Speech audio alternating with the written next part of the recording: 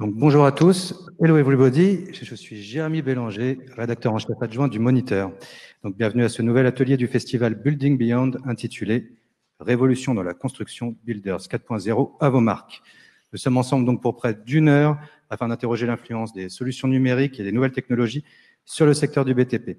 Et donc, avant de lancer notre table ronde et pour se faire une idée de la dynamique en cours à travers le monde, je vous propose d'accueillir sans plus attendre en direct et depuis la Californie Darren Bechtel, Managing Director de Brick and Mortar Venture, et ici présent physiquement, Guillaume Bazouin, responsable des startups et intrapreneur de Léonard. Donc Darren, Guillaume, vous avez 20 minutes et ce sera en anglais. Donc aucun problème, vous n'allez pas avoir besoin de votre français aujourd'hui.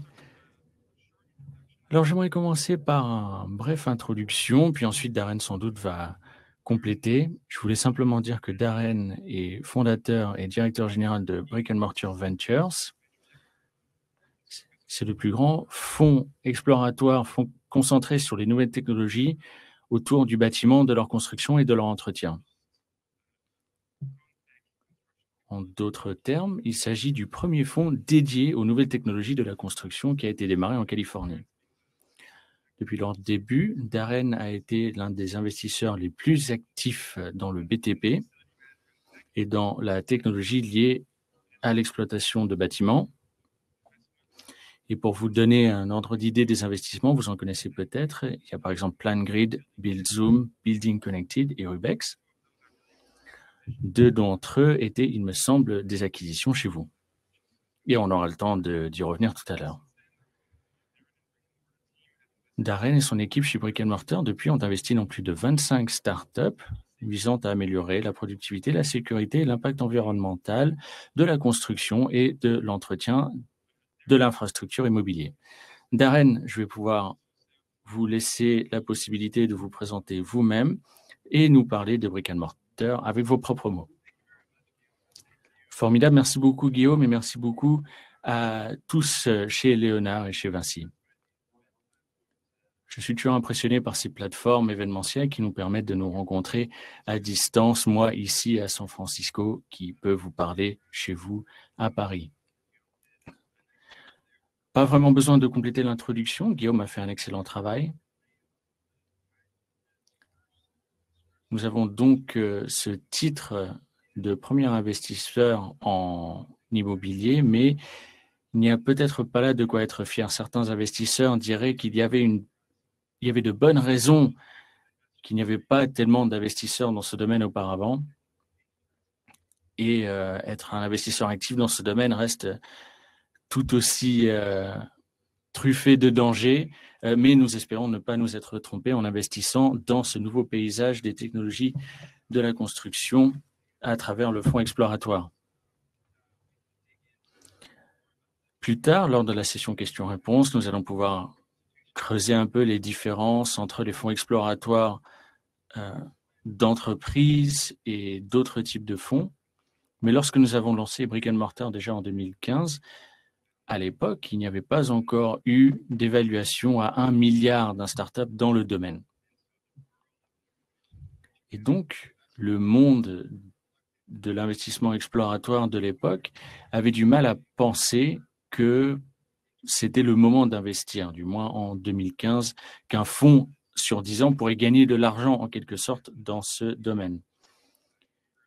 Quand il comparait les possibilités en technologie de la construction comparé à Bitcoin, au stockage dans le cloud, il n'y avait pas encore eu de transaction qui laissait penser qu'on pouvait vraiment réussir et gagner des centaines de millions avec les technologies de la construction.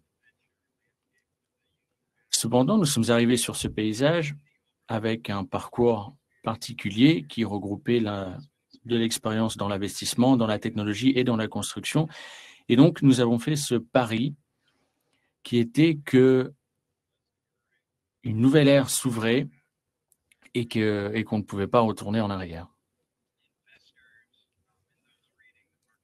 De bien des manières, les investisseurs et ceux qui suivent les marchés montrent très facilement du doigt les entreprises de la construction, les accusent de retarder l'utilisation des nouvelles technologies, mais je peux vous assurer que ce n'était pas avant les années 2010-2015 que les technologies de la construction au service des entreprises de la construction étaient bien présents et utiles. La construction immobilière ne se fait pas dans un bureau ni par des ingénieurs, ça se fait sur place par des ouvriers, et donc les solutions technologiques n'étaient pas utiles à l'époque, et donc l'industrie était lente à l'utilisation de ces mêmes technologies. Mais vous êtes la preuve vivante chez Léonard que des têtes de proue de l'industrie maintenant sont investies dans les nouvelles technologies de la construction, et notre rôle sera de faciliter et de développer l'utilisation de ces solutions. Si nous y parvenons, j'espère que nous allons gagner énormément d'argent et continuer à investir dans ce domaine, et c'est un vrai plaisir pour nous.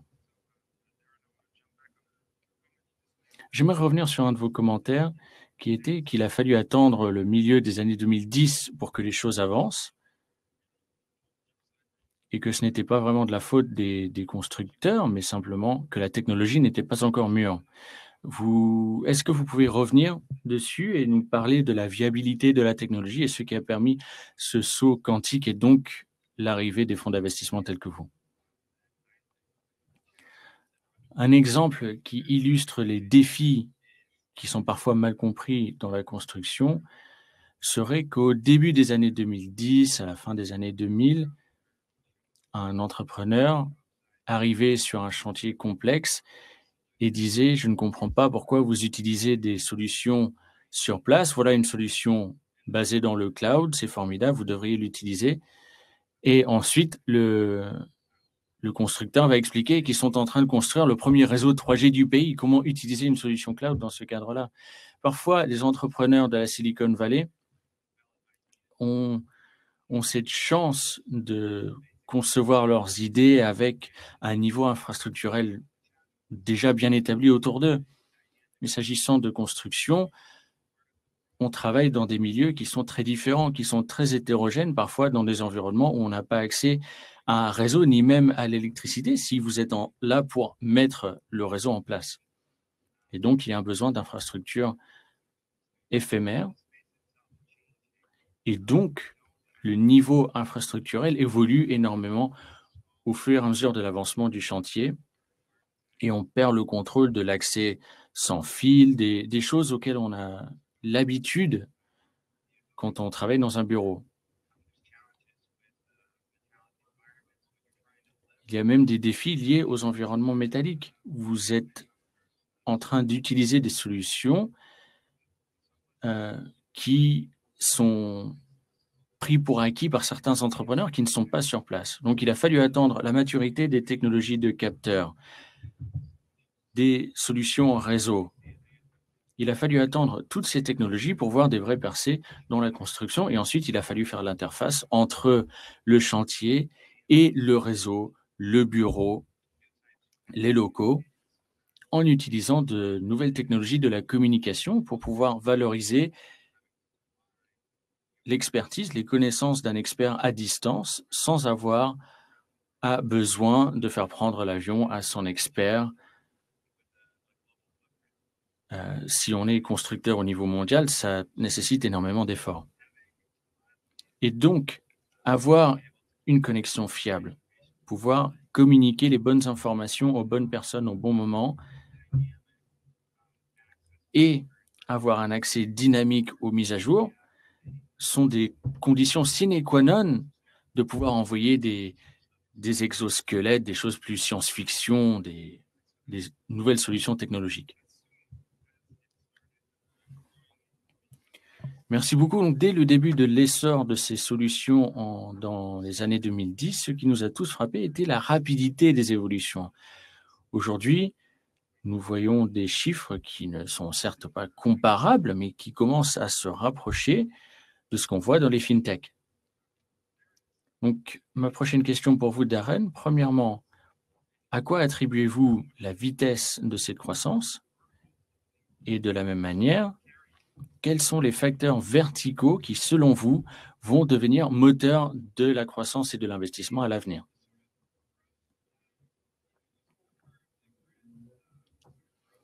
Concernant la croissance, il y a différentes courbes qu'on peut observer et toutes ces courbes vont dans la même direction au même moment, le haut.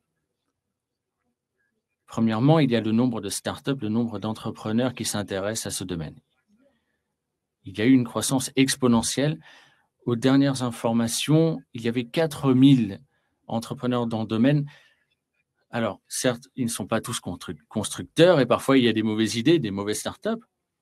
Mais si on compare ce chiffre au chiffre d'il y a 7 ans ou 10 ans, on était à 3-4 fois moins. Il n'y a pas si longtemps, on n'était qu'à 300 startups. Donc, il y a une explosion du nombre de startups, mais également une explosion des fonds investis qui sont acheminés vers ces startups. En décembre 2017, on a vu la première sortie de Licorne avec une transaction à 2,2 milliards par Oracle.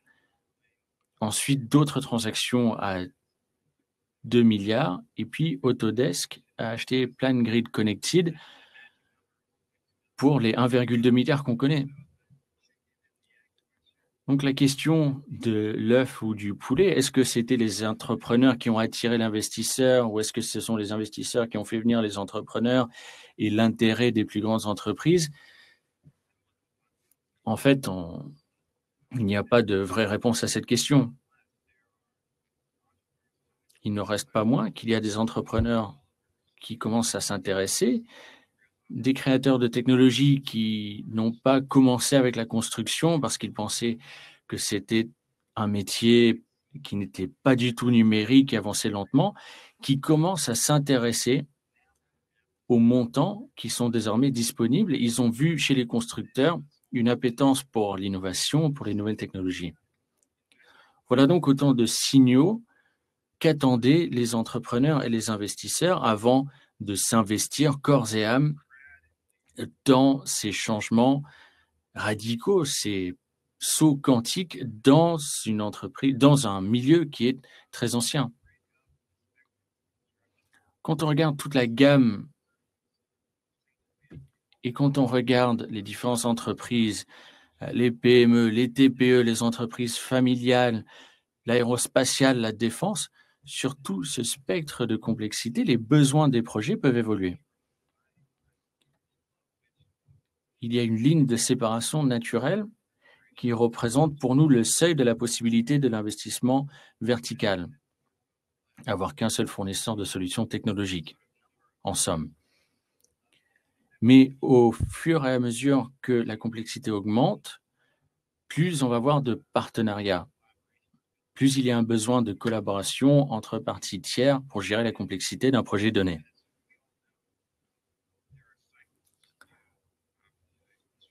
Comme on le sait, il y a des cycles dans la construction. Et à l'intérieur de ces verticales, il y a des cycles, mais il y a des relations contre-cycliques qui peuvent exister également. Le milieu des bureaux commerciaux ne va pas très bien aujourd'hui. Mais proposer des solutions familiales, des bureaux à domicile, c'est une solution qui est très appréciée aujourd'hui. Certes, il n'y a pas de nouveaux contrats dans l'immobilier de bureau, mais il y a de l'investissement dans la rénovation. Les investisseurs dans l'immobilier sont en train de réfléchir à quoi va ressembler les bureaux de demain. Et ils se rendent compte que les demandes évoluent. La sécurité sanitaire, par exemple. La sécurité sanitaire n'était pas une priorité pour des clients et pour les loueurs avant, mais aujourd'hui, avec la crise Covid et avec ce que ça implique, tout le monde s'interroge sur les solutions de filtrage, sur la circulation de l'air, etc. Donc voilà pourquoi on regarde tous ces éléments. Nous avons décidé de nous concentrer sur la construction parce que nous avons vu une possibilité énorme d'évolution et on a bien identifié que tant que les humains ont besoin d'un espace, il y aura toujours besoin de construire ces nouveaux espaces et un besoin d'entretenir les espaces qui existent et remplacer ce qui devient désuet. Personnellement, je ne crois pas à un avenir où il y aura des chantiers sans l'humain. Donc, il s'agit d'utiliser les technologies pour gérer ces relations entre les humains et les machines. et il y a un vrai avenir numérique. Darren, vous avez parlé du besoin de collaboration, ce qui m'amène à une discussion qu'on a souvent entendue autour du rôle des différents acteurs entreprises lors des premières phases de développement, le déploiement, la coopération, la co-construction et éventuellement la phase de sortie. Bon, je sais que la question est complexe, mais il y a deux acteurs qui m'intéressent dans ce domaine. Nous savons qu'il y a un vrai potentiel entre l'Odesk et les différents acteurs, mais ce qu'on comprend moins, et là j'aimerais votre apport, c'est quand il s'agit de comprendre ce qu'un constructeur général tel que Vinci, qu'est-ce qu'une entreprise de construction générale peut faire concernant l'investissement et le déploiement de ces startups? Quelles sont les limites et les dynamiques de ce processus? Une question très complexe, j'en conviens.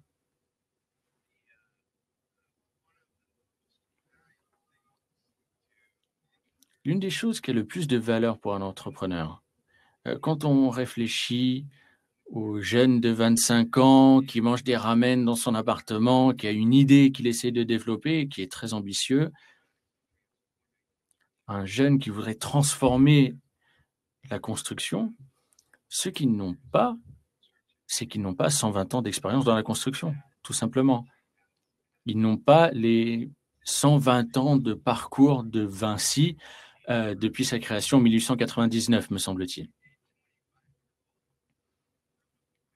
Un jeune de 25 ans a toujours connu la technologie. On peut avoir un expert dans le numérique, dans la réalité virtuelle qui a 25 ans, mais ce jeune de 25 ans ne peut pas avoir le même niveau d'expérience que même quelqu'un qui a travaillé dans la construction depuis 10 ans. Donc, il s'agit soit d'embaucher ces experts, soit travailler avec ces experts, travailler avec les utilisateurs finaux. J'étais concepteur de produits pendant mes études et j'ai travaillé sur les concepts idéaux de l'utilisation de la technologie. Lorsque l'on crée une solution, il faut connaître les tenants et les aboutissants, les besoins de votre utilisateur final, surtout si vous demandez à votre utilisateur de vous payer et surtout si cet utilisateur n'a pas l'habitude de payer pour des solutions logicielles. Il faut garantir que vous allez pouvoir faciliter la vie de cet utilisateur et pour y parvenir, il faut travailler avec eux en amont et les impliquer au processus de conception. L'apport donc d'une entreprise historique telle que Vinci vient lorsque Vinci se refuse de dire simplement oui ou non. Il y a besoin d'un retour plus précis. Oui parce que, non parce que. Et les grandes organisations s'en sont étonnées par la rapidité avec laquelle ce jeune de 25 ans peut retourner dans son appartement, prendre 3 jours, ne pas dormir pendant 3 jours et proposer une nouvelle solution. Et en fin de compte, ça n'aura rien coûté à Vinci tant que Vinci s'implique dans cette chaîne de retour et de retour sur expérience. De cette manière, on parvient à des meilleures solutions. Et c'est un bon moyen pour Vinci de s'assurer que la solution finale va correspondre à ses besoins et pour orienter les fonctionnalités dont Vinci a besoin. Les startups qui reçoivent des fonds de fonds exploratoires ont besoin d'aller voir chaque utilisateur et d'essayer de voir ce qui est représentatif de leur utilisateur final. Par contre, Vinci est un utilisateur unique. Ce n'est pas le rôle des fonds exploratoires. Si une startup suivie par un fonds exploratoire souhaite réussir, valoir des milliards, il faut qu'il s'identifie à beaucoup de clients en même temps. Donc, lorsque l'on travaille avec des startups qui sont suivies par les fonds exploratoires, il faut éviter la recherche de l'exclusivité. L'exclusivité, elle est possible. Elle peut être là s'il y a une solution qui est sur mesure pour Vinci. Là, ça fait sens. Là, il peut y avoir une logique à payer pour cette exclusivité. Par contre, s'il y a une solution qui est un nouvel outil qui intéresse une organisation telle que Vinci, quelque chose de vital, les mails, les téléphones portables, alors il n'y a pas besoin d'avoir un système exclusif, pas besoin d'avoir des ordinateurs, des postes exclusifs. C'est un outil comme un camion benne ou comme un marteau. Et donc là, vous allez avoir une entreprise qui va pouvoir continuer à investir à l'avenir et éventuellement établir une relation privilégiée avec le prestataire. Et là, on voit le rôle des fonds des entreprises. Et là, il appartient à chaque organisation de le choisir. Les fonds exploratoires ont une responsabilité de maximiser le retour sur investissement pour leurs investisseurs à leur tour. Donc, si vous avez un fonds sur 10 ans, qui est la norme, il faut comprendre comment vous allez pouvoir prendre les fonds levés, pour nous 100 millions, et après 10 ans, transformer ça en 250 000 $. Un fonds d'investissement qui appartient à une entreprise n'a pas ces mêmes impératifs. Ils essayent d'avoir un apport stratégique pour l'entreprise. Parce que chez Vinci, si vous avez un fonds de 100 millions et que vous avez un retour sur investissement à 2,5 fois, ça ne vaut pas autant pour Vinci qu'un gain d'efficience de même 0,5%. Donc, il y a plusieurs perspectives possibles.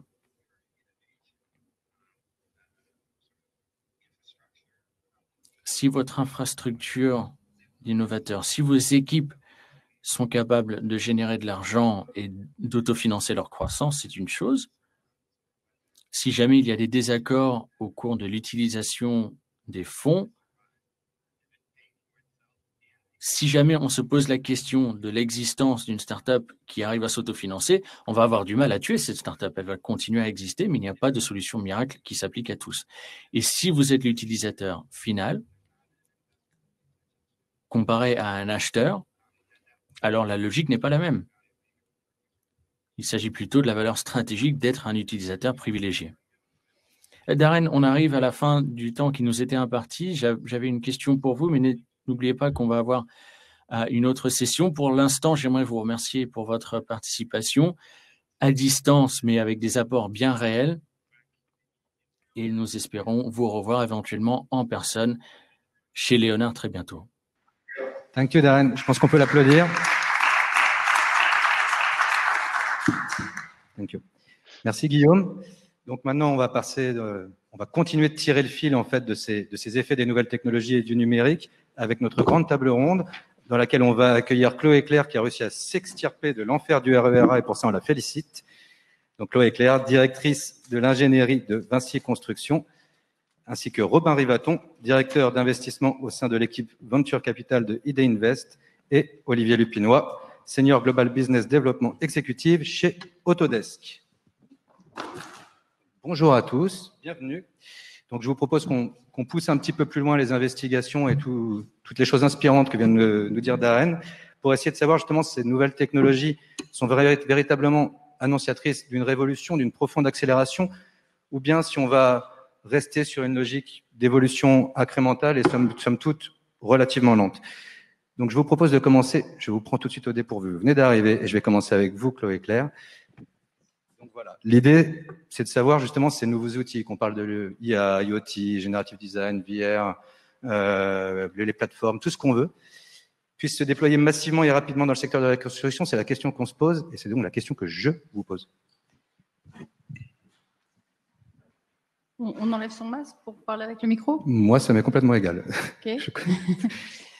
En tant que directrice d'innovation de Vinci Construction, c'est ce que je m'emploie à faire tous les jours, une adoption massive des nouvelles technologies au profit en général de notre productivité. Et force est de constater que l'adoption est plutôt incrémentale et lente. Tout ça parce qu'en fait, tout simplement, la résistance au changement est difficile. On est dans des métiers qui sont opérationnels, on est sur le terrain et en permanence dans l'urgence. Et donc, quand on doit changer une habitude, il faut que la valeur qu'on apporte soit au moins 8 fois supérieure, c'est comme ça que ça a été mesuré, à ce que l'on faisait avant. Et je dirais que la prédominance d'un tableau Excel que l'on maîtrise parfaitement par rapport à de la robotisation, des applications de chantier reste quelque chose de très fort chez nous. Mais vous voyez peut-être, est-ce que vous voyez des facteurs? Je sais que vous ciblez souvent l'environnement, je sais que ça peut paraître un peu tarte à la crème de dire ça comme ça, mais aujourd'hui, si on ne prend que le secteur de la France, on a un plan de relance, on a la rénovation énergétique des bâtiments, on a la RE 2020 qui se profile. Est-ce que tout ça, ça peut pas justement nous sortir de ce côté incrémental et mettre la petite pichenette qui permet justement d'aller un peu plus loin? C'est exactement ça, c'est-à-dire pourquoi la construction se transforme pas très vite, c'est en fait, elle n'est pas en danger, ou pas trop en danger. On n'est pas le retail, on n'est pas en B2C, donc en fait, il n'y a pas cette urgence et cette attaque des autres ou des nouvelles économies autour de la construction, parce qu'il faut encore être sur le terrain et il faut encore faire et fabriquer. Et en fait, ce qui est étonnant, c'est que finalement, l'agent transformateur, l'urgence qu'on va ressentir, c'est finalement pas l'ubérisation des nouvelles startups qui vont venir nous croquer la laine sur le dos, mais c'est l'urgence climatique.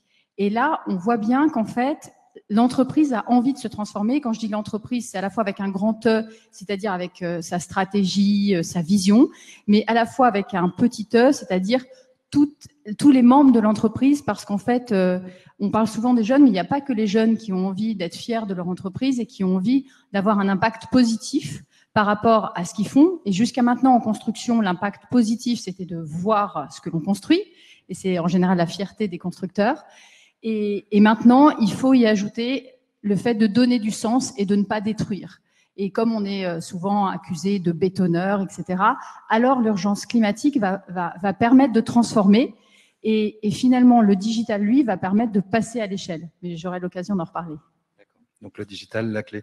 Robin Rivaton, je me retourne vers vous. Est-ce que vous partagez plus qu'une conviction, on va dire, cet espoir justement qu'on va pouvoir arriver à atteindre ce facteur 8 qui va nous permettre enfin de dépasser toutes les entraves qu'on avait jusqu'à présent? Et si oui, ces changements devraient porter sur quoi en particulier? Je suis pas sûr, je partage totalement le même avis que vous, notamment parce que toutes les industries aujourd'hui sont soumises à l'impératif climatique, la construction particulièrement, mais beaucoup d'autres industries dans le monde le sont également. Et je suis pas sûr que ce soit un aiguillon en tant que tel qui singularise la construction et donc qui fasse que tout d'un coup elle rattrape une partie du retard d'innovation et de productivité qui la caractérise depuis des années. Moi, ce que je vois, c'est qu'aujourd'hui, l'organisation même du secteur de la construction, répond à un certain nombre d'impératifs de sécurité, de surqualité quelque part, puisque c'est un secteur qui ne peut pas tolérer le moindre défaut.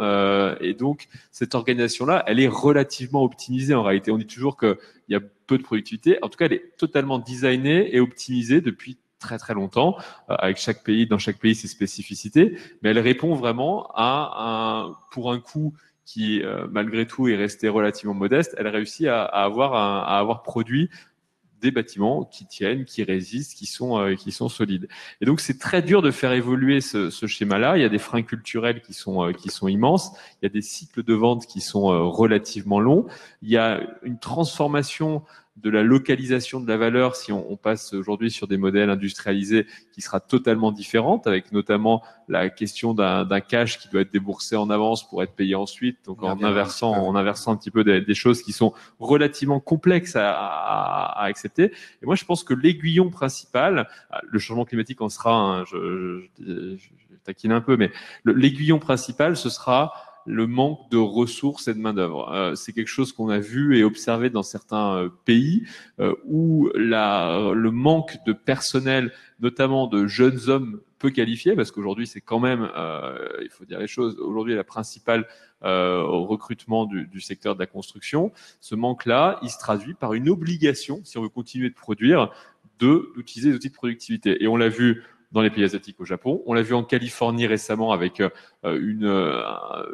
vide qui se crée sur le secteur de la construction, deux départs pour une arrivée quasiment dans un certain nombre de sous-segments de la construction aux États-Unis. Ça pousse à l'adoption de nouvelles technologies. Et je pense qu'en France, alors évidemment ralenti par la crise actuelle, mais je pense que la démographie est quelque part le meilleur allié d'innovation dans la construction.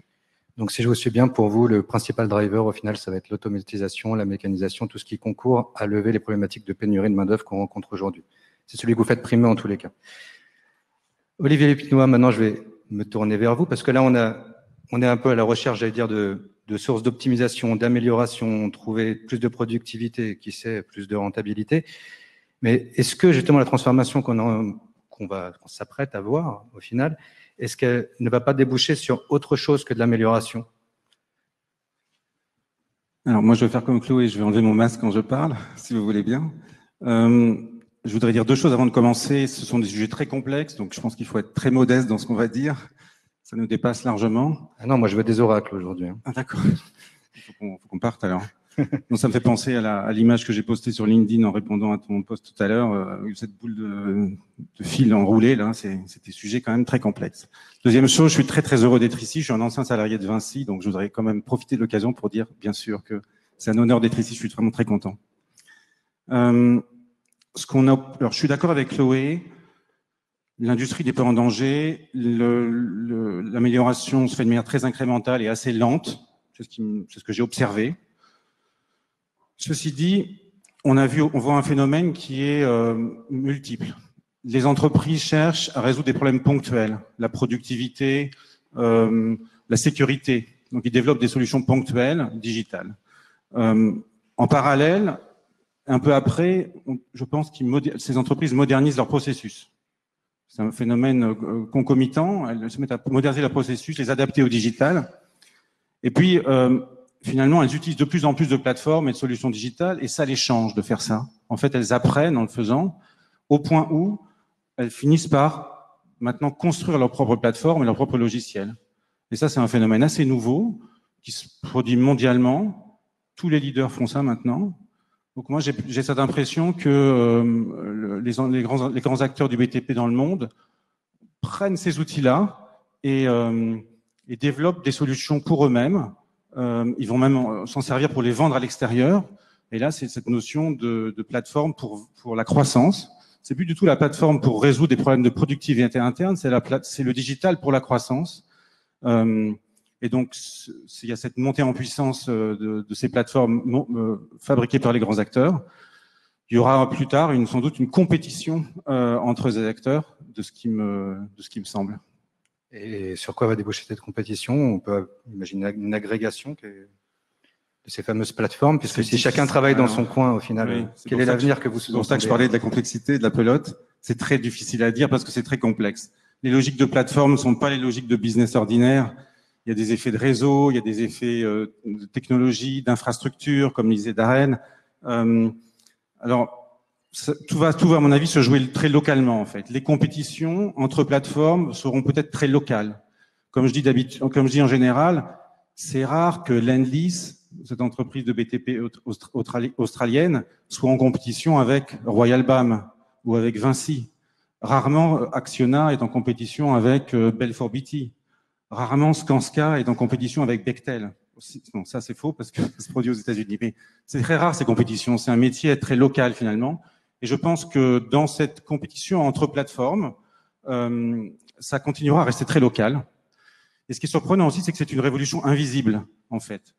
Les bâtiments continueront à être construits comme maintenant.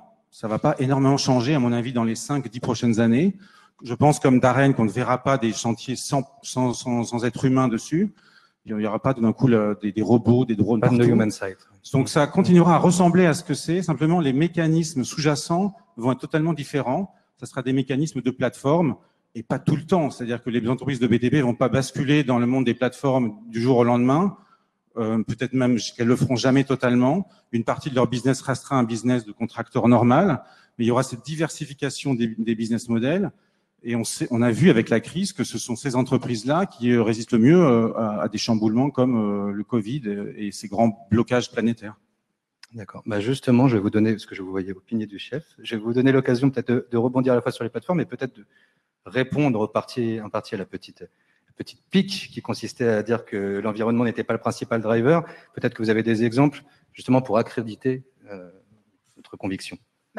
En fait, pour moi, c'est un driver qui va permettre de driver le changement. Et comme on a du mal à faire le changement vraiment à driver le changement sur le terrain, à partir du moment où on dit il faut changer, et par exemple, je prends, on vient de lancer notre marque de béton bas carbone, Exegi, et avec une ambition forte pour 2030 d'avoir 90% du béton coulé chez Vinci Construction bas carbone. Et pour passer à l'échelle, ce qu'on s'est dit, c'est qu'il nous fallait un outil digital. Et cet outil digital, c'est un outil qui va permettre de faire la logistique du béton sur le chantier. Alors ça, il y en a d'autres. Hein. On n'est pas du tout... et comme tu disais, on fait nos propres outils. Et pourquoi? Parce qu'en fait, c'est un cheval de Troie pour être sûr qu'on va envoyer en permanence l'information sur le béton bas carbone sur le terrain. Et donc, en fait, on va mixer la transformation digitale avec l'urgence climatique, avec nos ambitions environnementales. Et grâce à ça, en fait, on va pouvoir passer à l'échelle sur tous les chantiers. Et si j'avais proposé uniquement cette application de béton, on m'aurait dit non, il y a des startups, oh, laisse-les faire. Et le management n'aurait pas poussé. Et donc, chacun aurait pris sa petite solution sur l'étagère, fabriqué soi-même aussi, pas mal. Et tandis que là, le management dit « Ah, si c'est un cheval de Troie de la transition écologique, ok, on met du budget, on fait du push, et moi, ça me permet de passer à l'échelle cette transformation. » Après, à la fin, je m'en fiche qu'ils utilisent notre application ou une autre par une start-up qui peut-être sera bien meilleure. L'important, c'est qu'en fait, on va faciliter justement ce suivi logistique du béton, et en le faisant, on va parler de béton bas carbone, c'est-à-dire qu'on va vraiment mixer les deux, et comme ça, on fait passer le changement via cette vision de l'entreprise. Et je trouve que ça, c'est assez fort. Vous arrivez au final à, quelque part, vous voulez précéder le marché plutôt que le conquérir quelque part sur ce coup-là. Voilà. Et à propos, notre solution s'appelle e-béton. Et justement, et c'est peut-être un point de convergence avec ce que vous disiez, Robin, suivant cette logique, on peut aussi se dire que tout ce qui relève des machines connectées, de la remontée de données, qui peut contribuer justement peut-être à attirer des nouvelles générations, à prendre des générations qui sont plus coutumiers de la manette ou de la télécommande de leur PlayStation que des leviers d'un booter ou que sais-je. Est-ce que ça fait partie aussi de ces portes d'entrée, entre guillemets, que vous commencez à citer? Exactement, de la même façon. On a mis en place depuis 2 ans une plateforme au sein de Vinci Construction qui permet de remonter les données de tous nos engins, à la fois les engins qui ont une télématique, donc un Caterpillar, un Volvo Truck, on va récupérer toutes ces données, mais aussi on va faire du rétrofitting de vieux engins où on va leur mettre des capteurs et on va mettre tout ça sur une plateforme. Et ça, c'était une vision des directions matérielles, une vision de la direction de l'innovation qui n'était pas pareillement partagée par l'ensemble des collègues. Je pense qu'ils trouvaient que c'était good to have. Maintenant qu'on a une ambition environnementale qui est de baisser notre empreinte carbone sur ce qu'on appelle le scope 1 et le scope 2, donc nos émissions directes, et donc en particulier nos consommations de fuel et de carburant de nos engins, de moins 40% en 2030, alors il nous faut un outil. Et alors, il nous faut un outil qui soit sûr, qui soit fair et qui puisse être entre les mains de tout le monde. Donc, un outil digital. Donc, cette plateforme qu'on avait mise en place depuis 2 ans, eh bien, tout à coup, elle vient à point nommé. Et alors que j'avais que des early adopters, je dirais, qui avaient envie de faire partie du projet, maintenant, tout le monde est à fond et on a aujourd'hui 1000 engins et on pense en avoir très vite 5000, qui est à peu près la flotte de véhicules de Vinci Construction. Donc, de nouveau, cette adoption et ce passage à l'échelle est fait parce qu'on a mixé la vision du management et l'envie des collaborateurs et le passage à l'échelle digitale. Et donc, par ricochet, on n'impacte pas exclusivement l'empreinte carbone, mais peut-être derrière, après, on trouve des économies. Ce qui est bien, c'est que le carburant, le CO2 du carburant est directement lié aux euros qu'on a dépensés. À la consommation. Celui-là, il marche bien. Très bien. Ce qui me rend la vie plus facile, c'est qu'en fait, tu illustres parfaitement ce que je suis en train de dire, en fait, par des cas très concrets. Donc, merci beaucoup. Justement, là, on vient de voir au final l'usage de l'IoT, là, quelque part, précédemment d'une application. Donc, on se rapproche un peu de l'univers des logiciels et des plateformes. Robin, justement, quels sont, comme vous appelez, je pense, les hot topics actuellement, ce qui va intéresser le plus les investisseurs, j'allais dire les points d'entrée qui vont le plus les séduire, justement. Ces logiciels en font partie. Est-ce qu'il y a d'autres choses?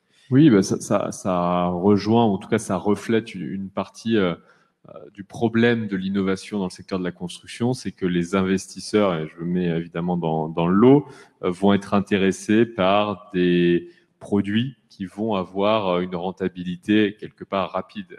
Et donc forcément, ça oriente toute une partie du champ de l'investissement vers l'aspect logiciel, beaucoup plus que vers des choses qui peuvent être un peu plus dans le dur, dans le hardware, qui vont être des nouveaux matériaux, qui vont être des nouveaux équipements, qui vont être un certain nombre d'outils qui vont être très intéressants, mais dont les coûts de développement vont être relativement lourds et donc qui vont moins recevoir du financement de la part des investisseurs. C'est assez vrai, on l'a vu tout à l'heure avec les deux parmi les plus gros exits du secteur de la construction tech, évidemment, c'était deux sociétés qui ont été acquises par Autodesk, et c'est deux sociétés logicielles, évidemment.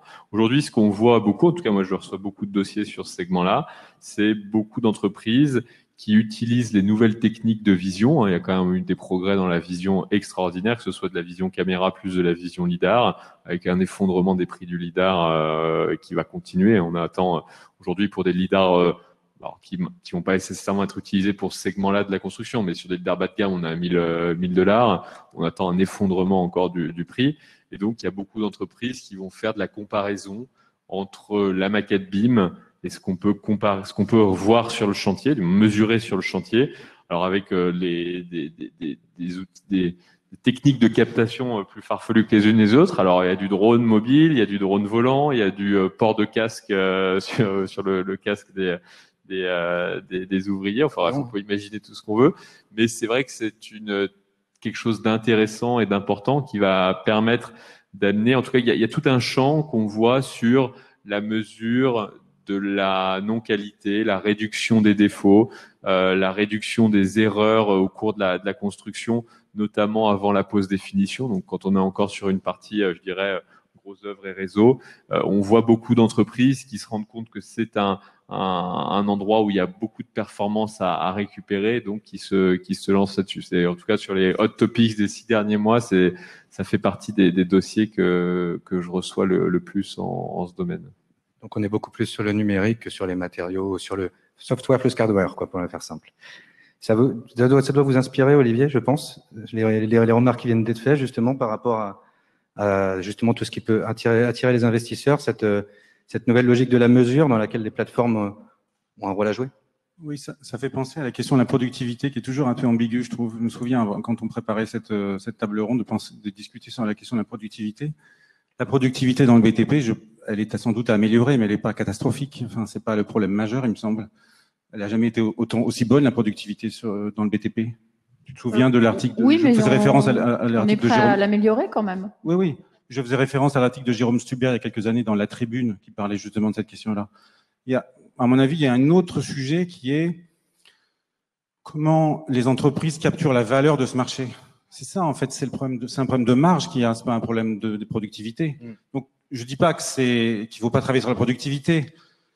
La data, le BIM, les outils digitaux vont permettre de travailler sur la productivité et l'améliorer. Mais il y a un autre horizon qui est celui de capturer la valeur qui est dans ce marché par plein de manières. Et ça intéresse les investisseurs énormément.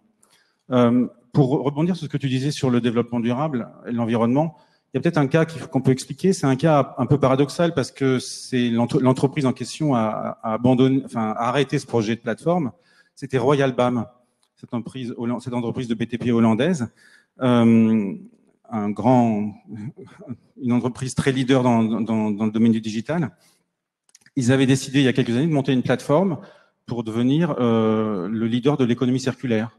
Ils seraient devenus le propriétaire d'une plateforme sur laquelle une espèce de eBay des matériaux recyclés, des fenêtres, des portes, du sable, du verre, que sais-je, du matériel. Et ça, c'est un exemple d'alliance complet entre les questions environnementales pour le bien de la planète et des questions très digitales et des questions de plateforme. Et tout d'un coup, Royal BAM prend une position très en retrait, c'est-à-dire se dit je vais être le propriétaire de la plateforme, peut-être aussi l'acteur de la plateforme, et surtout le propriétaire. Donc je vais sans doute capturer une partie de la valeur des transactions sans être moi-même la personne qui dépose des produits recyclés dans la plateforme ou qui les achète, bien sûr. C'est la problématique de la capture de la valeur. Ça vous semblait vous faire réagir? Tout à fait. Je pense que ce que tu as dit est très, très vrai. Pourquoi nous, on travaille la productivité? Parce que c'est un problème de marge. Et on ne va pas nécessairement assez creuser cette question de se dire, peut-être que la marge, on peut la trouver ailleurs que dans la productivité où on fait déjà énormément de choses, mais ailleurs. Et donc, c'est vrai, on développe, et nous-mêmes le faisons, des plateformes digitales avec Sixsense. On fait des tas de choses comme ça autour pour apporter de la valeur, mais je pense qu'on n'a pas encore trouvé toutes les clés. Quand tu parles de réemploi, de recyclage dans la construction, je pense qu'aujourd'hui, il y a énormément d'acteurs, de start-up sur le sujet. Et en fait, ce qu'on attend tous, c'est que ça commence à être moins cher que de faire du neuf, parce que la vérité, c'est que le réemploi, c'est plus cher que faire du neuf pour beaucoup de freins. Mais on se dit que plus il y aura d'entreprises sur ce sujet, plus elles feront du lobbying pour lever les freins administratifs et assurantiels qui sont dessus. Et puis, on espère, nous, acteurs du BTP, qu'il y en ait une ou deux qui remontent, parce qu'en fait, c'est comme ça qu'on fera un meilleur partage. Et puis, j'imagine que les investisseurs, eux, mettent des jetons sur les différentes en se disant, en espérant que ce soit la leur qui prennent le marché. Apparemment, c'est pour... Oui. Je voulais faire un commentaire sur Sixsense. Ce qui est très impressionnant, je trouve, chez Sixsense, c'est le fait que c'est une entreprise filiale de Vinci Construction, donc un contracteur, qui en fait se met à capturer de la donnée et vendre des services dans le monde des operations, en fait, de la maintenance. Et donc on est là, on voit une entreprise qui fait le grand pont entre les deux business models du groupe Vinci, le contracting et la concession. C'est un signe qu'il y a des choses extraordinaires qui se passent. C'est un exemple, il y en a plein d'autres. La difficulté dans ces choses-là, c'est que c'est une révolution invisible. Quand une entreprise a un projet de ce type, la dernière chose qu'elle va faire, c'est en parler. Oui. On le saura que quand il y aura une press release sur Internet quelque part. Et donc, je pense qu'on ne suit pas assez, en fait, ces mouvements-là, qui sont sous-jacents, qui, à mon avis, vont structurer pendant longtemps le marché. Simplement, c'est très invisible parce que c'est digital et parce que c'est stratégique. Du coup, on ne le sait en général qu'a posteriori. Mais je me permets de rebondir, puis après on laissera Romain. Allez-y. Après, là-dessus, le problème de quand on est une entreprise de construction et qu'on veut se lancer dans une grande ambition digitale, c'est ensuite un problème de financement et de business model. Vous me piquez mes questions, c'est exactement. Pardon. Allez-y, justement. Mais parce que nos concurrents sont des gens qui savent mettre de l'argent upfront avec une grande ambition, et que nous, on est des makers, des gens de projet. Donc, en fait, on va mettre petit à petit et on va pas assez mettre. On a une ambition gigantesque et on va pas savoir mettre le cash, le capex au départ, puisqu'on n'est pas des gens de capex, on est des gens d'opex. Et c'est là qu'en fait, mon rôle et ceux des gens qui font de l'innovation dans ces entreprises, c'est d'éclairer nos dirigeants sur ce sujet. Ils le comprennent, mais il faut encore faire cette révolution, je pense. Vous avez aussi besoin de l'écosystème, vous ne pourrez pas le faire seul, a priori. Exactement. Justement, voilà, elle m'a fait une transition parfaite, justement, par rapport aux freins que peuvent rencontrer à la fois les entreprises, voire les investisseurs de leur choix. Vous aviez cité tout à l'heure le fait qu'un retour sur investissement sous 10 ans, ça ne va pas forcément intéresser un investisseur, je caricature à dessein. Quels sont justement les freins autres que celui que vient d'exprimer Chloé, voire celui-ci aussi, si vous vouliez l'étayer? Je pense que le principal frein, et qui se décline sous différentes facettes, c'est le mode fonctionnement par projet. C'est vraiment quelque chose qu'on voit beaucoup. C'est une difficulté pour les entreprises, c'est une difficulté pour les startups qui veulent travailler avec les entreprises.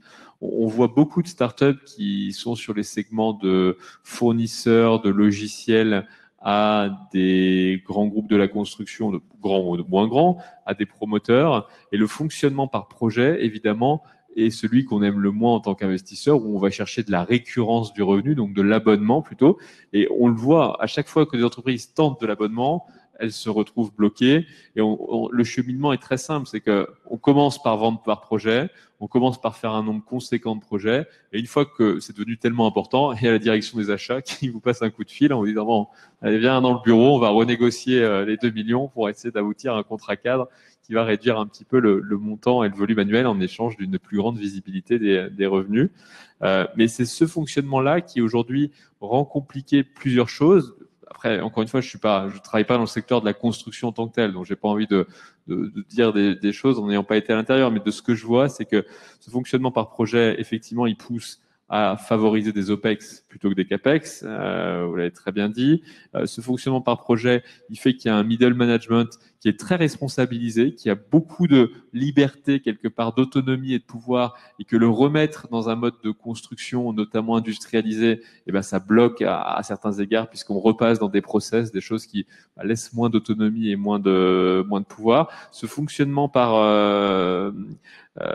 projet, il fait qu'il y a aussi, comme je le disais tout à l'heure, une gestion de la trésorerie qui est différente que si vous gérez au long cours vos projets. Ici, vous avez notamment la capacité à mieux piloter votre trésorerie et donc à avoir des fonds de roulement parfois positifs. Et donc, ça vous pousse pas à investir et ça vous pousse pas à avoir des logiques industrialisées qui vous feraient que vous achetez des matériaux en avant, que vous les transformez et qu'ensuite vous les mettez sur le marché. Donc, il y a tout un ensemble d'innovations qui sont aujourd'hui bloquées par l'organisation de ce système. Et encore une fois, cette organisation, elle est l'héritage de 50, 60, parfois plus, peut-être un siècle de production, et elle est quasi optimale. Donc c'est là où en fait c'est très compliqué, c'est que la perturbation de cette organisation optimale qui fait qu'aujourd'hui on produit à coût maîtrisé.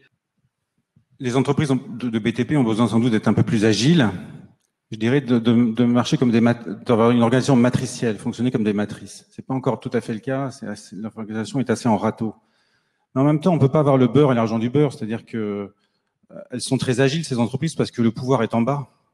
Maintenant, leur demander d'être l'inverse de ce qu'elles sont, parce que ça faciliterait l'innovation de rupture et l'investissement, c'est beaucoup demandé. Je suis pas ignorant des questions d'APEX et de COPEX, de CAPEX et d'OPEX. Mais simplement, je me souviens encore de Xavier Huillard, pour citer encore quelqu'un de Vinci, qui est très fier de cette organisation très décentralisée, très en bas, parce que ça la rend très agile aussi. Ça fait qu'on n'investit pas dans des choses qui ne marchent pas. Quand ça ne marche pas, on se rend compte très vite, en fait. Et ça, c'est quand même une grande qualité de Vinci en l'occurrence, mais de ces groupes de BTP en général. Pour prendre le contre-pied, moi, je dirais, je conseillerais à un groupe de BTP d'aller faire une alliance avec un grand constructeur de matériaux, un industriel. Parce qu'en fait, il a une logique totalement inverse. Il a une logique produit, un Saint-Gobain, un Lafarge-Holcim, ce genre d'entreprise, pour citer des Européens. Parce qu'en fait, cette alliance-là pourrait être très fructueuse, à mon avis. Parce que leurs modèles sont très différents. Ils sont quand même dans la même industrie. Ils voient les choses d'une manière différente. Et ils ont des intérêts convergents, néanmoins. Chloé Claire, vous devriez faire une gamme de béton bas carbone, chercher des centralistes. Ça serait une bonne idée, je pense. Mais on discute avec Lafarge-Holcim et Saint-Gobain, en effet. C'était Et comme on est quand même difficile à bouger tous ensemble, là, quand on en met deux ensemble, c'est lourd. Donc, en tous les cas, la logique de laboratoire et l'autre bonne idée, ça serait de créer un incubateur et lui trouver un nom sympa. Justement, pour revenir sur les freins, il y a un frein qu'on n'a pas évoqué, qu'on a évoqué juste succinctement, comme ça, au moment où on a commencé à parler de la main-d'œuvre qui commence à partir à la retraite, du renouvellement générationnel nécessaire, c'est le problème de la culture, justement. Comment on crée cette culture, non pas que de l'innovation, mais simplement des nouvelles technologies, du numérique. Est-ce que c'est un frein ou un levier d'attractivité, ou les deux? Vous avez 2 heures. Ou 2 minutes. Oui, alors, c'est la grande question culturelle dans ce secteur. À mon avis, c'est le problème majeur.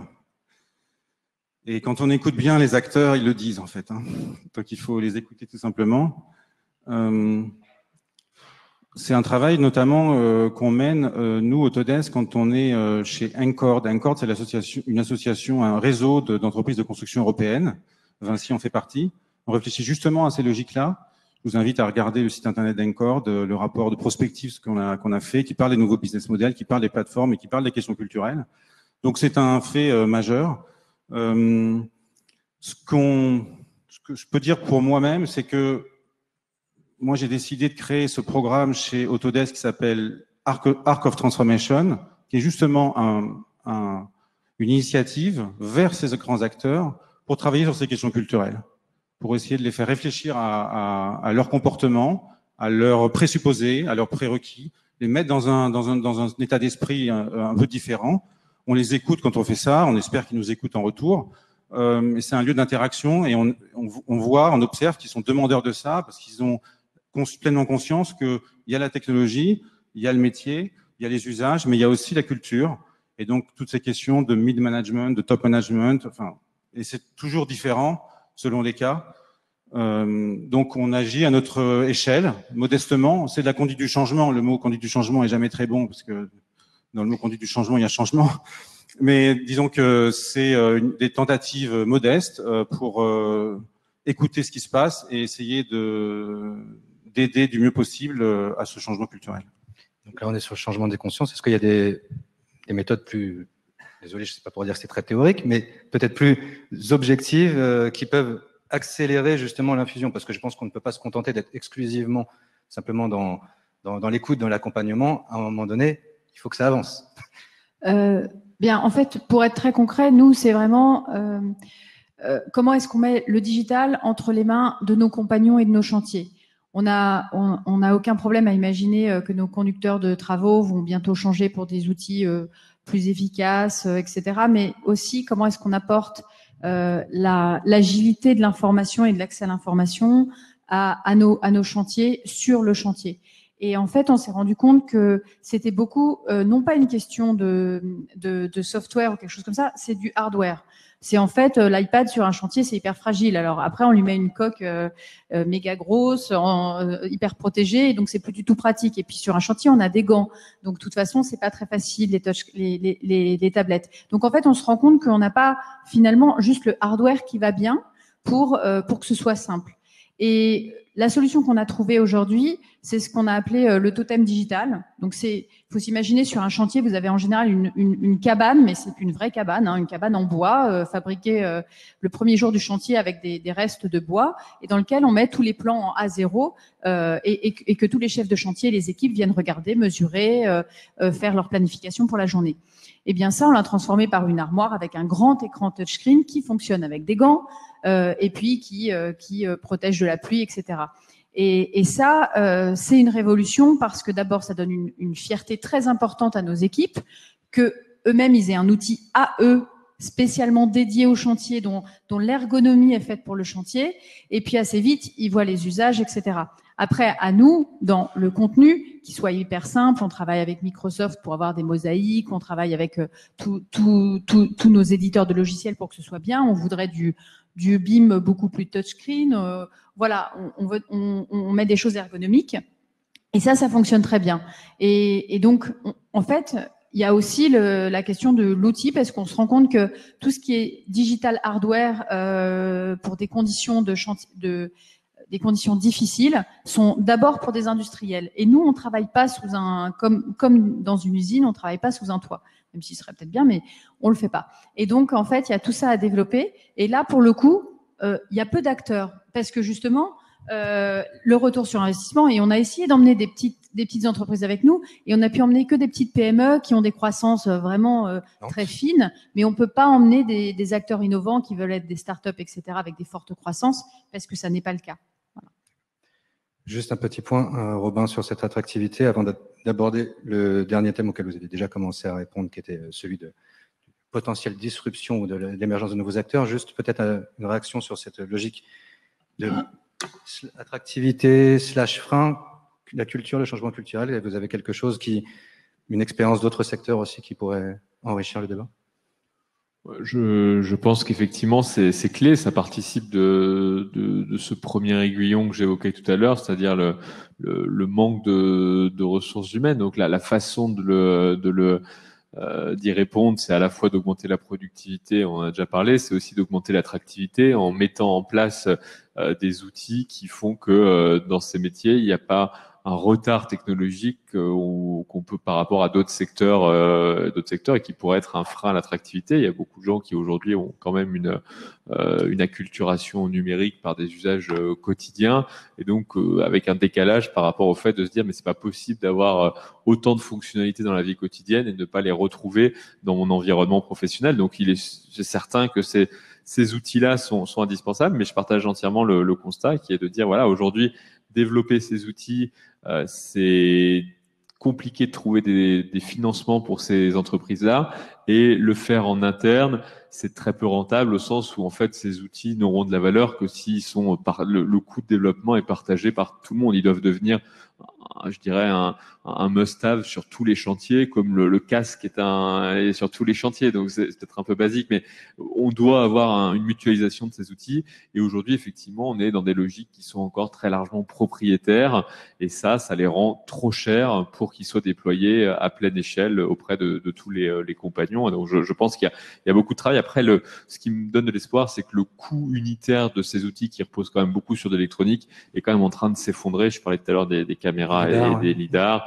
Voilà, on a quand même une baisse tendancielle qui laisse espérer qu'à un moment on puisse réussir à avoir du matériel qui devienne vraiment à la fois designé pour, mais en plus à des coûts qui soient quasiment marginaux pour le bilan d'une opération. Donc toujours l'objectif du passage à l'échelle, quoi qu'il arrive, sur tous les segments. Donc ça sera, comme je vous l'ai dit, le dernier thème, une petite question, ça c'est la question à 1 million ou 1 milliard, parce qu'on parle plutôt 1 milliard apparemment aujourd'hui avec Darren Bechtel. Est-ce qu'il y a une forme d'urgence à intégrer aujourd'hui, que ce soit ces outils numériques, créer de nouveaux business, améliorer absolument la productivité, sans quoi quelqu'un pourrait s'immiscer dans la chaîne de valeur, la reproduire, que sais-je? Est-ce que, en gros, c'est la fameuse phrase de l'ubérisation, mais est-ce que quelqu'un peut se faire une place à côté des acteurs traditionnels? Il y a des nouveaux acteurs qui peuvent... Parce conséquent, j'entends pas... Bien sûr, bien sûr. La question, c'est est-ce qu'ils peuvent prendre la place des autres? Je ne pense pas. Aujourd'hui, le métier de la construction implique l'usage d'un certain nombre d'outils, par contre, qui ne le rendent pas attractif pour être remplacé en son intégralité, modulo des modèles, mais encore qui doivent faire encore leur preuve, d'intégration verticale totale, en disant, bah, en fait, je vais recréer de la valeur, je vais recréer de la marge, en remettant tous les métiers sous une seule et une même ombrelle, en développant la colonne vertébrale logicielle qui va faire que la productivité va être très forte, pas tellement à l'intérieur de chaque métier, mais dans les interfaces à chacun de ces métiers. Donc ça, c'est un modèle. Évidemment, on l'a en tête pour Catera. Voilà, c'est vrai qu'on n'aurait pas pu faire le débat sans dire Catera, on aurait l'air bête à la fin. Donc au moins le mot est lâché. Donc il y a ce modèle-là.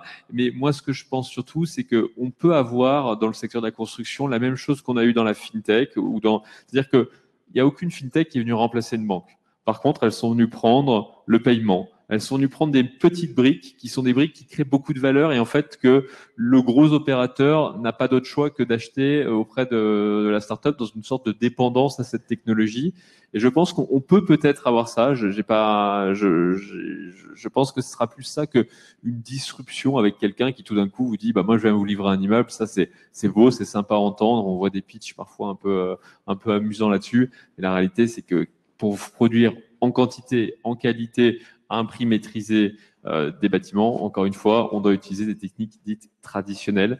La question, c'est est-ce que demain, sur ces techniques traditionnelles, il n'y a pas des coucous, des gens qui vont avoir pris des petits bouts de la chaîne de valeur assez cruciaux. Je pense par exemple à cette idée de comparaison entre le BIM et la mesure qualité, par exemple. La mesure qualité, ça peut être quelque chose qu'on vous fait payer très très très cher du point de vue de l'opérateur, qui est pas si facile que ça à recréer en interne par un general contractor, parce que il faut nourrir beaucoup d'algos. C'est quand même des choses qui peuvent être assez lourdes à redévelopper. Et donc ça peut être des petites briques qui coûtent très cher à la fin sur un chantier. Chloé Claire, vous imaginez aussi des coucous, des gens qui se mettent dans les interstices, ou plutôt des entreprises? Je trouve très intéressante en effet cette remarque. Je l'avais jamais vue comme ça, mais en effet, je pense plutôt qu'il va falloir qu'on aille pousser des investissements sur ces fameuses briques, mais qu'on en soit partenaire. Par exemple, je pense à des solutions de gaines préfabriquées, à des solutions qui existent déjà de salles de bain préfabriquées, à des solutions en fait qui permettent, et là je parle uniquement du bâtiment, qui permettent d'aller plus vite grâce à la préfabrication, pas nécessairement le full type Catera, mais au moins des briques.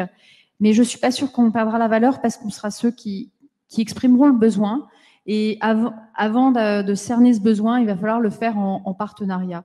Et c'est vrai que là-dessus, on est malheureusement, entre guillemets, pour la transformation, pas très en danger, mais heureusement pour notre industrie. Par contre, à nous d'être copartenaires de ces développements-là, parce qu'on n'aura peut-être pas l'esprit industriel pour le faire, mais par contre, on aura une vision juste de ce qu'on peut réaliser sur le chantier et de ce qu'on peut externaliser. Et après, toutes ces idées de Flying Factory, toutes ces idées de... il y a 2-3 ans, on parlait que d'impression 3D en bas du chantier et tout mettre. Bon, voilà, on a bien vu que c'était du forward thinking un peu, mais si on prend l'idée de base, je pense que pour tous les lots techniques, les lots architecturaux, on va pouvoir le faire. On voit de plus en plus dans les hôtelleries des choses qui vont beaucoup plus vite, des revêtements qui, au lieu de mettre du carrelage partout, vous apportent un panneau de 2 mètres par 2 mètres pour votre baignoire. Et voilà, et c'est simple. Et donc, en fait, il y a plein d'idées là-dedans. Je pense pas que ça prendra la valeur du main contracteur de la construction. Par contre, à lui et à nous, donc, d'avoir vraiment, d'être ouvert sur du copartenariat et pas que de l'open innovation avec ces fameuses startups, mais plutôt avec des ETI, avec des PME, pour qu'ils puissent passer à l'échelle industrielle ce genre de solutions et qui nous aident à les passer à l'échelle industrielle. Donc, pas d'inquiétude d'être en dépendance avec ces fameuses interfaces qui vous permettent d'atteindre justement ces systèmes qui permettent d'aller plus vite. Je pense que ça reste encore très, très complexe. Très peu. On n'est pas dans la réplicabilité. On a beaucoup de mal à trouver de la réplicabilité dans la construction. Donc, je pense que ce sera de l'innovation partenariale. Par contre, à nous d'être prêts pour cette innovation partenariale, sachant que dans les années précédentes, on était avant tout des penseurs qui mettions des brevets, qui faisions les choses de manière secrète. Et donc, à nous d'être dans cette nouvelle mouvance, mais qui existe depuis maintenant quand même pas mal d'années, mais de comprendre la valeur d'être à plusieurs. Et ce que tu disais tout à l'heure, de s'associer avec d'autres partenaires. C'est ça, c'est le changement de culturel dont je parlais tout à l'heure, en fait. Bah, justement, vous avez l'occasion de renchérir sur ce qui vient d'être dit. Ça sera d'ailleurs la dernière question. Après, on prendra les questions de l'audience. Et je crois qu'on a mis une petite tablette qui doit avoir aussi des questions des internautes. Sur la disruption, sur l'ubérisation, je pense qu'on s'est fait très peur très longtemps et on continue de se faire peur en parlant de Google, d'Amazon, de Catera. Si un acteur disrupte le marché, ça sera pas mondialement et ça sera pas sur tous les segments, ça sera pas le Big Bang, ça sera peut-être sur des marchés très locaux, sur des produits très locaux, localement au niveau de marché et au niveau géographique, comme je disais toujours, comme j'ai dit tout à l'heure. Comme je l'ai aussi déjà dit, il y a énormément de traces assez invisibles parce qu'elles sont très disséminées du fait que les grands acteurs prennent leur destin en main massivement. C'est très impressionnant de voir ce paysage-là. Donc, je pense que les grands acteurs du BTP ne vont pas se disrupter eux-mêmes, mais enfin, ils utilisent les plateformes à disposition, ils utilisent la technologie à disposition pour occuper l'espace. Ils vont peut-être se faire un peu une guerre entre eux, mais je pense pas qu'un jour un Google ou un Amazon arrivera dans cette histoire. Sur le mot ubérisation aussi, c'est amusant parce qu'on en parle depuis des années. Il y a un point commun entre le marché du taxi ou du VTC et le marché du BTP, c'est que c'est un marché très local et que c'est un marché très réglementé. Mais à part ça, en fait, la plateforme Uber, elle est d'une simplicité au niveau fonctionnel extrêmement grande. Et les plateformes que sont en train d'essayer de monter les grands groupes de BTP sont d'un niveau de complexité infiniment plus grand. Donc, bizarrement, cette analogie avec Uber, je pense qu'il faut, je crois que cette analogie avec Uber, il faut l'arrêter parce que c'est un conducteur de taxi et un conducteur de travaux sans faire offense au conducteur de taxi. C'est devenu un nom commun, mais c'est pas très porteur en termes de réflexion sur ce sujet. Voilà. Eh ben, je vous remercie. Maintenant, on va prendre vos questions si vous en avez. On ne pourra pas poser les questions à Darren parce qu'il n'est plus avec nous, mais sinon, je vous écoute. Oui, je vous en prie. Ouais. Il faut que je trouve un micro supplémentaire. Ah bah voilà, il est juste ici. Il fonctionne. Je vous en prie. Bonjour. Est-ce qu'il fonctionne? Oui. D'accord. J'aimerais juste exprimer mes remerciements aux participants du podium. Je suis une start-up qui vend par projet au metal management, qui passe au contrat d'entreprise. Donc, mais j'ai une vision de fourmi. Vous avez une vision de l'autre côté, de la part d'un grand éditeur, d'un plus général investisseur. C'est d'une grande valeur pour moi de voir comment vous percevez cette réalité et et quelles opérations, comment vous la traduisez à votre niveau dans des actions opérationnelles. Donc, merci beaucoup. Donc, c'était un remerciement. Et quelle start-up alors, tant qu'à Oui, faire? voilà. J'imagine quel pitch que vous pitchez derrière, mais... Oui, nous nous appelons Timothy, c'est du soft. J'ai bien entendu que pour le soft, on a peut-être un peu plus de facilité de se faire financer à court terme. C'est bien. Il faut rappeler Robin tout de suite alors. Vous êtes gentil par ces éloges, mais on a une vision très partielle nous aussi de la réalité. Hein. Il y a plein de réalités qui sont en même temps là. Vous avez, sans doute ce que vous voyez vous-même, c'est tout aussi vrai. C'est peut-être plus pertinent que ce qu'on vient de dire. Hein. Ça se complète. C'était exactement ce qu'on disait sur la fin. Trouver justement des interfaces. Une autre question? Oui, je vous en prie, approchez-vous parce que je ne peux pas vous donner mon micro malheureusement. Oui, bonjour à tous. Moi, ma question concerne, effectivement, on a discuté sur la position de Vinci vis-à-vis de comment créer de la valeur avec des nouvelles technologies, etc. Moi, je voulais savoir si vous ressentez de la part de vos concurrents principaux qui peuvent être Bouygues ou Eiffage cette même pression. Et est-ce que ça vous pousse vers le haut ou au contraire, est-ce que vous êtes leader dans ce système de vouloir innover? Je pense que quand on prend les grands acteurs du BTP en France, on est tous en train de chercher à innover et je pense que même les moyens acteurs tels que des NGE, des Longros font aussi beaucoup d'efforts pour innover. On fait tous énormément d'efforts. Il n'y a pas de véritable différence. Par contre, plus on est gros, plus on peut se permettre finalement d'expérimenter. Par contre, plus on est gros, moins parfois on est agile. Donc, à nous de garder l'agilité de notre système décentralisé, justement, par rapport à un Bouygues qui sera plus centralisé, qui, par exemple, si on prend l'exemple de Bouygues, ils sont en train de faire une plateforme, comme tu parlais, très, très, très complexe avec Dassault Systèmes pour représenter le bâtiment résidentiel. C'est ultra intéressant et ils peuvent se permettre de le faire parce qu'ils sont centralisés et que c'est leur innovation phare. Tandis que chez nous, Vinci, puisqu'on est décentralisé, ça va venir du terrain, ça va être plutôt des plus petites choses, mais qui vont être en très grand nombre. Et après, à nous de les partager pour essayer de les accélérer. Donc, les stratégies d'innovation vont sans doute être différentes. Parfois, l'ambition va être différente suivant la nature de la gouvernance, mais je ne pense pas qu'il y ait un acteur du BTP qui fasse plus de 500 millions d'euros de chiffre d'affaires qui se permet de ne pas innover. Je pense qu'on y est tous là. Oui. Il me semble que ce qui se joue là, c'est des effets d'innovation beaucoup plus profonds, en fait, qui sont dus aux cultures, pas aux cultures d'entreprise, aux cultures des pays. C'est-à-dire que la façon dont les Japonais ont d'innover n'est pas la même que les façons dont les Indiens ont d'innover, l'Europe du Nord, l'Europe du Sud, les Américains.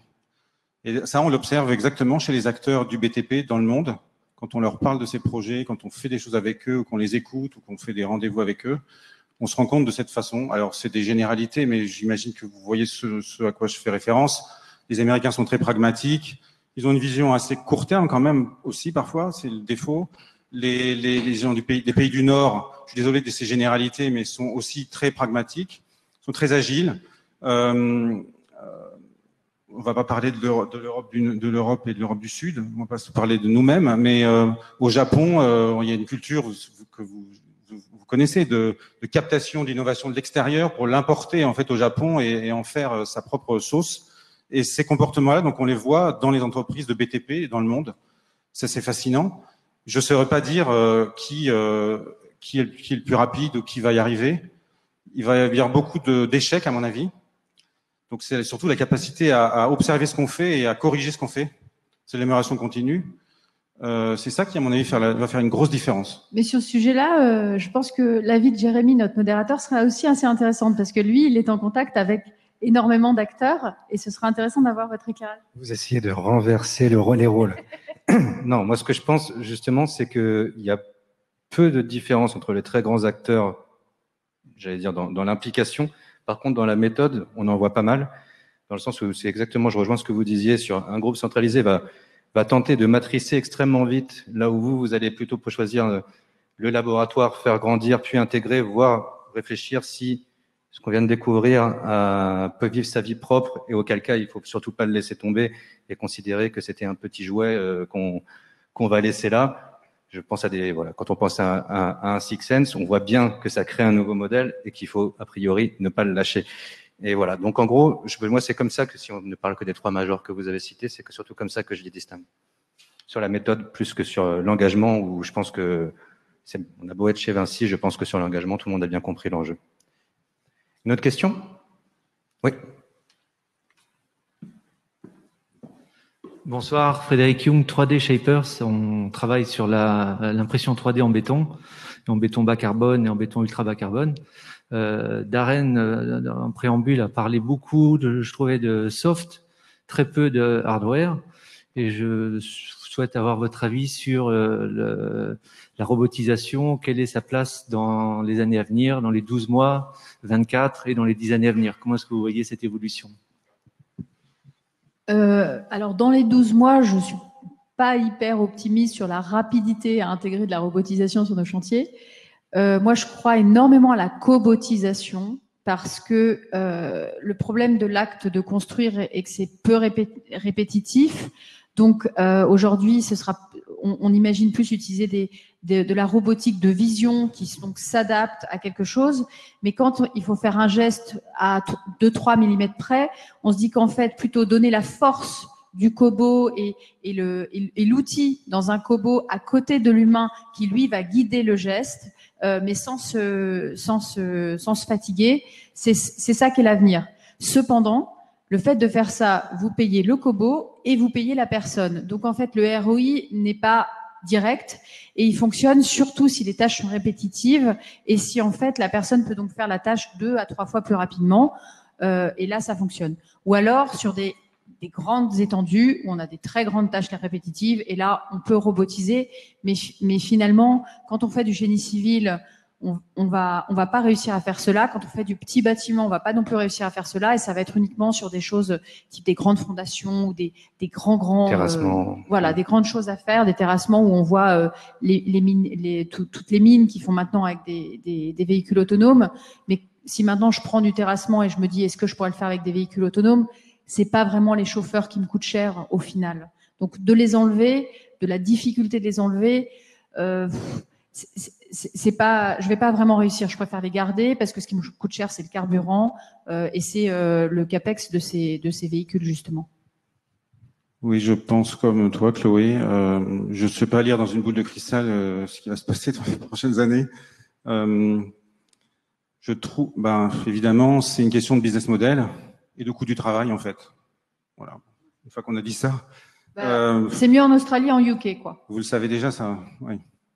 Et puis au Japon, pareil, on a un rapport au travail différent, on a un rapport au robot différent, on a un rapport, le coût du travail est différent. Enfin, donc c'est très je pense que c'est très varié. Je ne saurais pas dire, pareil, où ça va accélérer plus qu'ailleurs. Si je peux me permettre, je vais reprendre la perche que vous m'aviez tendue tout à l'heure. Je vous rejoins sur le côté, dans le terrassement, dans les carrières, on voit l'automatisation monter en flèche. Sur le bâtiment, un chantier, si ça marchait sans aléas, ça serait une usine, et c'est pas le cas.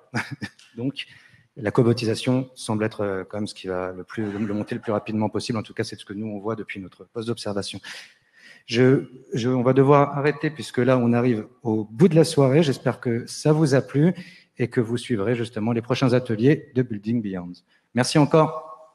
Merci.